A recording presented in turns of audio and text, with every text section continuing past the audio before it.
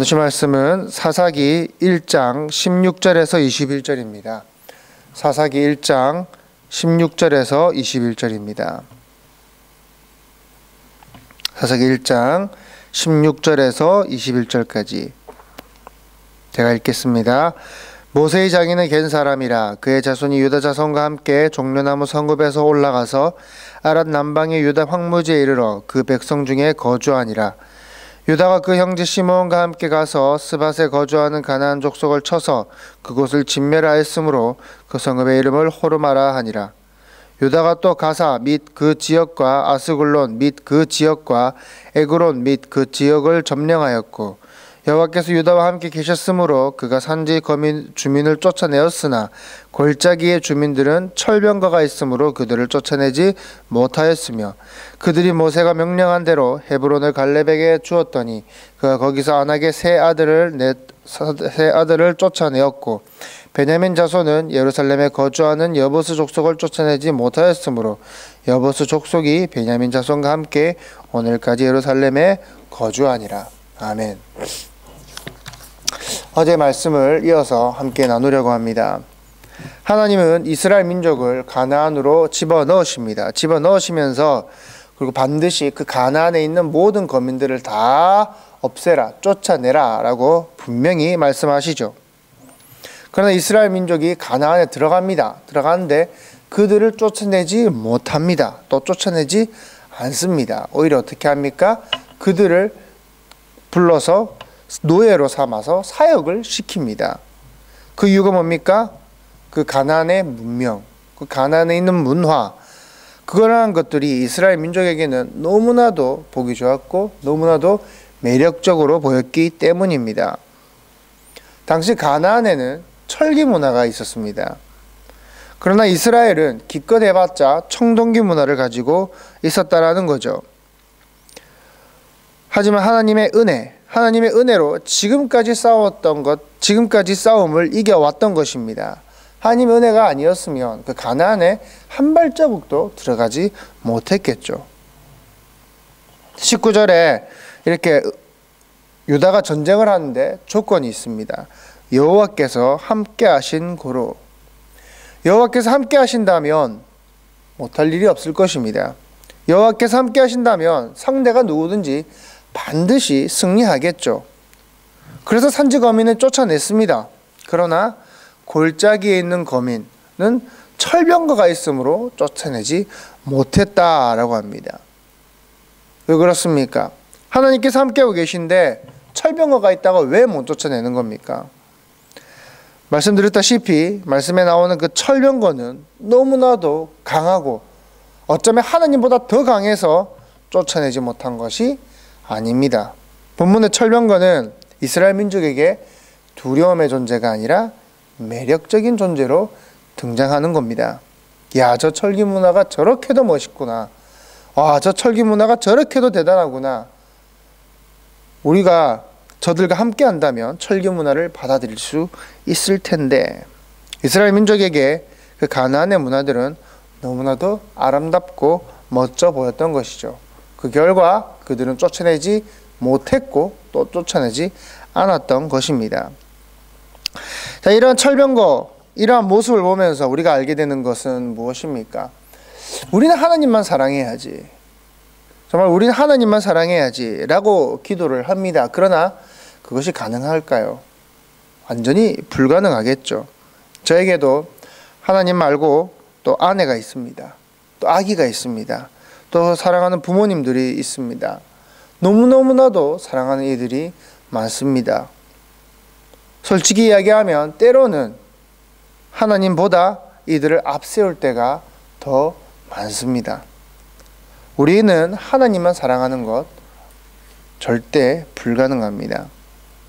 하나님의 은혜라면, 하나님께서 함께 하신다면 이스라엘은 이제 가나안에 있는 그 거민들을 다 몰아내고 이제 하나님의 온전한 다스림, 하나님의 완전한 다스림을 받을 수 있을 텐데, 그들은 하나님 외에 다른 것들을 사랑해버리고 맙니다. 그것을 통해서 우리가 알 수 있는 것은 무엇입니까? 우리가 하나님만 사랑해야지, 하나님만 사랑해야지를 넘어서 하나님만 사랑하는 것, 것은 불가능하구나. 우리가 죄짓지 않고 사는 것, 하나님만 바라보는 것, 그거는 불가능하구나. 고로 하나님의 어떠한 방법이 필요하겠구나. 우리가 하나님만 바라보는 것, 하나님만 붙드는 것이 불가능하기 때문에 하나님에서 어떠한 특별한 방법이 필요하겠구나를 깨닫는 것. 그때 우리에게 십자가가 손에 잡히는 것입니다. 사실 우리가 얼마나 성화가 되었는가, 우리가 얼마나 그리스도인으로서의 삶을 살아가는가로 그래 너는 어느 정도 이제 성화가 되었기 때문에, 그리스도인이 되었기 때문에 너는 천국, 너는 아직 약간 덜 되었기 때문에 너는 지옥, 구분하시지는 않습니다. 어쩌면 우리가 얼마나 성화가 되었는지, 정말 우리가 얼마나 그리스도인으로서 삶을 살아가는지 우리의 시선에서는 그게 중요하겠죠. 우리의 입장에서는 그것이 중요하겠죠. 그러나 하나님 앞에서는 어쩌면 그게 크게 중요하지 않습니다. 우리의 그 어떠한 노력과 우리의 그 어떠한 열심으로도 하나님의 영광에 조금도 보탤 수는 없기 때문입니다. 그럼 뭐가 중요합니까? 네 실체를 아느냐? 너의 그 온전하지 못하고 너의 그 거룩하지 못하고 나만 온전히 바라보지 못하는 너의 그 실체를, 너의 그 연약함을 네가 알고 있느냐? 그것을 하나님은 알기 원하신다는 겁니다. 하나님이 이스라엘과 연합하여서 이스라엘을 탁 사용하셔서 가나안의 거민들을 다 몰아내고 이제 그 가나안 땅에 정말 하나님 나라를 건설하는 것이 하나님의 목표일까요? 아니겠죠. 하나님께서 우리를 사용하셔서, 하나님이 우리를 들으셔서 우리와 함께 손잡아서 이 땅에 있는 사단의 세력을 다 물리치는 것이 하나님의 목표가 아니겠죠. 하나님이 그 가나안에 이스라엘 민족을 집어넣고 그 가나안을 내버려 두신 이유는 하나님께서 그들에게 하실 말씀이 있기 때문입니다. 오늘 우리의 삶 가운데 여전히 죄가 있고 우리의 삶 가운데 사단의 세력이 있는 것은 우리가 그들을 다 싸워서 이제 몰아내자라는 것이 아니라 우리에게 하실 말씀이 있는 것이죠. 특히 사사기를 통해서 우리에게 말씀하시고자 하는 것은 나는 참 연약한 존재구나, 그것 알게 하기 원한다라는 겁니다. 더 나아가 왜 우리가 예수 그리스도가 필요한가, 그거 알기 원하신다는 겁니다. 잘 아시는 이야기가 있습니다. 노아의 세 아들이 있죠. 셈, 함, 야벳.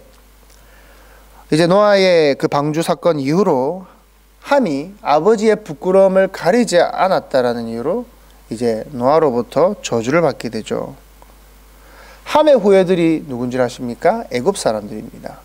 애굽 사람들이 함의 후예들입니다. 그리고 함은 누구의 아비입니까? 가나안의 아비입니다. 다시 말해 애굽 민족과 가나안 민족은 저주받은 민족이라는 겁니다. 함의 후손으로서 애굽 민족과 가나안 민족은 다 하나님 앞에 저주받은 민족이라는 겁니다. 그런데 하나님은 어떻게 하십니까? 이스라엘을 애굽으로 집어넣어서 430년 동안 노예 생활을 하게 하십니다. 또 가나안 정복을 통해서 저주받은 이들의 가나안 정복을 통해서 정말 이 저주받은 이들이 만들어내는 것들이 얼마나 허무한지를 우리에게 보여주시고자 하시는 거죠. 그러나 이스라엘은 어떻습니까? 그 저주받은 애굽에서 실컷 노예 생활을 해놓고 나오면서 뭐라 합니까? 돌아가고 싶다라고 얘기를 합니다. 먹을 것이 많았다라고 불평을 합니다. 가나안에 들어갔더니 뭐라고 합니까? 철기문화를 보고 부러워합니다. 그들의 문명을 받아들입니다. 저주받은 이들이 만들어낸 애굽 문명, 저주받은 이들이 만들어낸 그 철기 문명들이 무엇입니까? 우리로 치면 세상의 물질주의, 세상의 명예, 세상의 힘, 인간적인 힘을 말하겠죠. 그리고 이 모든 것들이 하나님 앞에 부질없음을 우리에게 말씀하시는 것입니다. 그러나 오늘 본문에서는 이스라엘이 이런 세상에 부질없는 것들, 악한 것들을 오히려 더 사랑해서, 저주받은 것들, 이것들을 더 사랑해서 쫓아내지 못하는 모습을 우리는 봅니다.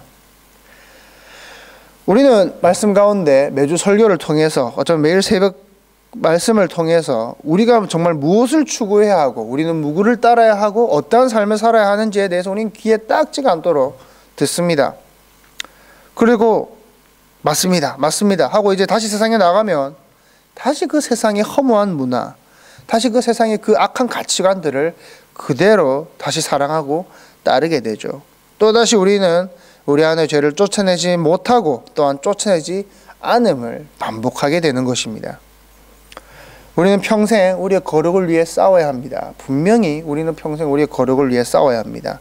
그러나 아마 결국 우리는 온전히 거룩해지는 것은 불가능할 겁니다. 죽을 때까지 우리는 저주받은 그 애굽의 문화, 저주받은 그 가나안의 문화를 절대로 놓지 못할 겁니다. 여러분들은 절대 그것들 버리지 못하실 겁니다. 여기서 우리가 깨달아야 하는 것은 무엇입니까? 고로 하나님의 일방적인 방편이 필요하다. 마지막까지 희망 없는 우리에게 예수 그리스도가 필요하다. 그것 우리는 깨달아야 하는 겁니다. 우리에게 소망이 없는 삶입니다. 소망이 없는 삶이라고 오해하지 마시기 바랍니다. 우리의 삶에 소망이 없다라는 건 하느님만 바라볼 소망이 없다라는 것입니다.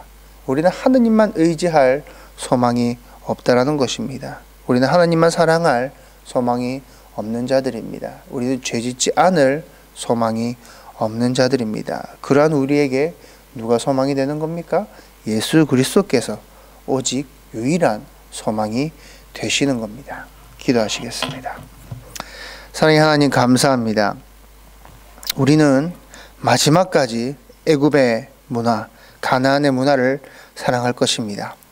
그러나 아버지 하나님, 이러한 소망 없는 자들에게 주님께서 일방적인 방편을 취하시어 우리를 구원하심을 우리는 봅니다. 아버지 하나님, 우리의 삶 가운데 끊임없이 거룩을 위해 노력을 하겠습니다. 끊임없이 성화를 위해 노력하겠습니다. 그러나 아버지 하나님, 우리는 여전히 세상의 것들을 놓지 못할지도 모릅니다. 하나님 아버지, 우리를 붙들어 주시옵소서. 예수 그리스도의 은혜로 말미암아 아버지 우리가 살아갈 수 있음을 철저히 깨닫게 하여 주시옵소서. 예수님 이름으로 기도합니다. 아멘. 기도하실 때 정말 우리에게는 예수님이 필요하구나. 정말 우리에게는 우리 세상을 사랑할 수밖에 없고 세상을 좋아할 수밖에 없는, 절대 놓지 못하는 우리에게 정말 예수 그리스도가 필요하구나. 그거 깨닫는 우리의 삶 되게 하여 주시옵소서. 기도하시고 개인 기도하시겠습니다.